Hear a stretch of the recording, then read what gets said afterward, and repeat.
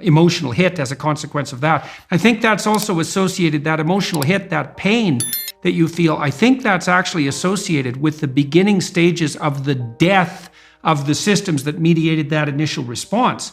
Because you should eradicate systems that make you anticipate that don't work, right? And that means those systems, which are already instantiated and alive in some sense, have to decay and die. And it strikes me as highly probable that you're going to pay a price in something approximating pain for the death of those malfunctioning systems. It's also because why wouldn't they fight for their lives to some degree? Why wouldn't they resist the decay and death that might be necessary to keep you going? Why? There should be some pain associated with that logically, because it is a biological transformation. Yeah, it's an interesting a lens to view it through. That self image that I had in that moment of, I'm the responsible partner who can take care of a simple thing, right? For this nice little ritual that we'd been talking about doing for a while. I failed, right? So that part. Well, it's also so interesting. You think about that. This is a depressive cascade, and it's very hard to bind, because imagine you anticipate something and then you make a mistake. Now the question then becomes, how significant is the mistake? And one view of your error would be, well, the paper blew out of my pocket and that could happen to anybody.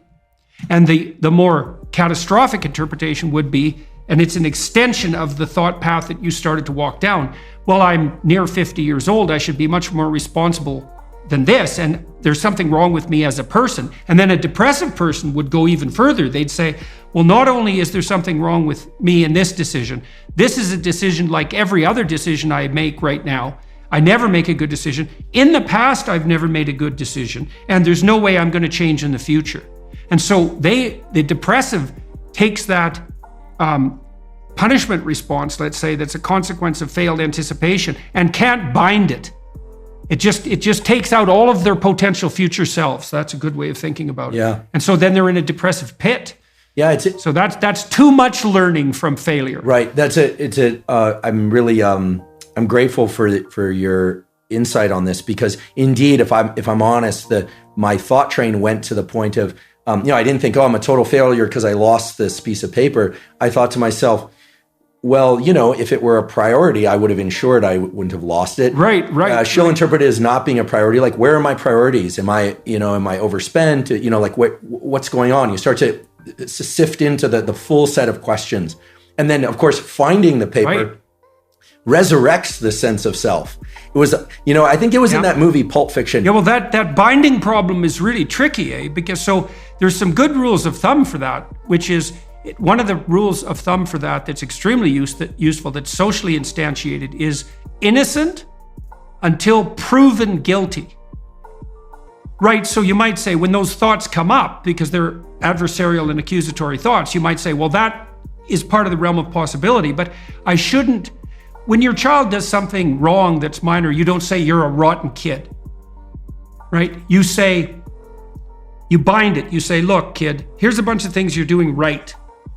But in this particular example, specific situation, here's the minimal thing you did incorrectly and how to alter it. And it's a really good habit of mind. It's like to address towards yourself as well as to other people, which is to say, well, what's the minimum crime that I'm responsible for in this moment? And that's part of this miracle of the presumption of innocence, and especially without proof. And a lot of what I did in my clinical practice to people who had a depressive temperament was help them make a case for themselves. It's like, well, maybe you're as bad as you think you might be, but maybe not. Let's take the contrary argument. Let's make you as innocent as you can be in this situation, and only narrow the repair to the absolute minimum that needs to be manifested. Now, some people don't have that problem because they don't have a depressive state of mind, let's say. They're somewhat resilient to the cascading effects of punishment. Those are people who are low in trait neuroticism, by the way.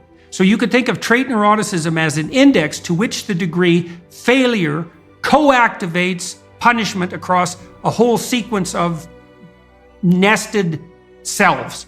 The higher you are in neuroticism, the more likely a given error is to a cascade up the hierarchy of possible selves. And it's a trade-off, because sometimes when you make one little mistake, it is actually an indicator of a flaw in your character. But most of the time it isn't. And it certainly can't be responded to that all the time, because then you'd never be able to make a mistake without wiping yourself completely out. And that's obviously not helpful.